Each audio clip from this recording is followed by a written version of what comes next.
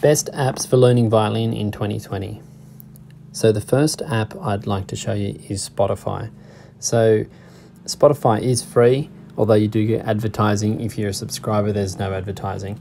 But for instance, if you're learning Suzuki violin, there are books 1 to 5, which are all on Spotify. So that is very useful, especially as you should be encouraged to listen to your recordings every day. So Spotify, and obviously there's lots of other artists on Spotify that you would be listening to for your learning, whether it's in orchestra or for your solo repertoire. The next one is an app called TempoSlomo. It's a very useful app because it can slow down recordings that you have. So I've got a lot of my recordings in iTunes because I've bought the CDs, ripped them on my computer and then transferred them over to my phone or iPad. So, but you can import the tracks in a variety of ways. And what it does, it simply just slows it down. So the more you slow it down, the more disintegrated the sound becomes. But if it's like 90%, it's not too bad. 80%, it starts to really become noticeable. But it's for those times where you just need it to be a little bit slower, so you feel more comfortable playing along to the accompaniment or to the track that you're playing to. So for example, here's the violin double concerto.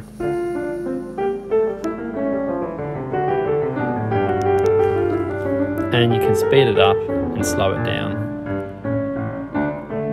All right.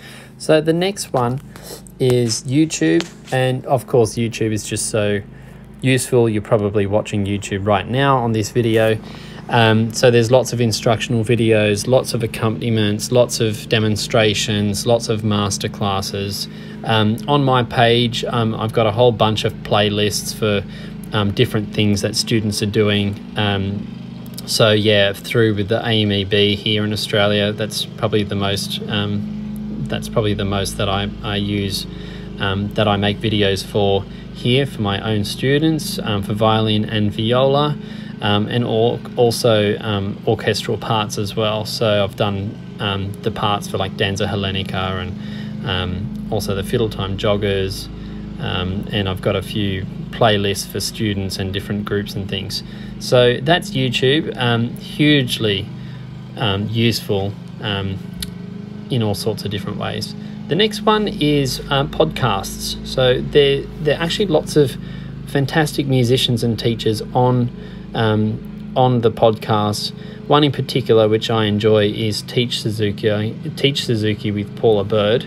As a teacher, it's really great just listening to another teacher talk through her ideas and solutions. And obviously she's been teaching for such a long time, very experienced teacher. But there are other ones. Another one that sometimes I listen to is Christian Howes. He's a jazz violinist, so yeah, he's great as well.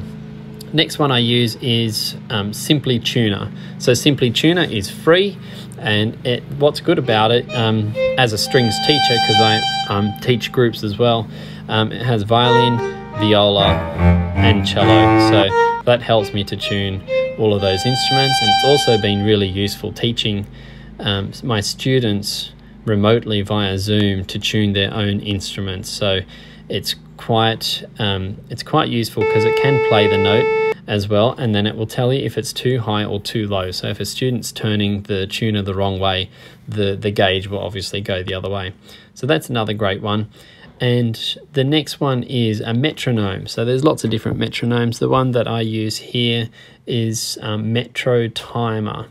And the reason why I like this one is because it's got the tap function. So if you don't know how fast something is, you can simply just tap it in. Yep, it's at 96. Other useful thing that it has is the practice timer. So if you want to drill a section of a piece that you've been practicing, you can put the timer on for 2 minutes and it does a countdown.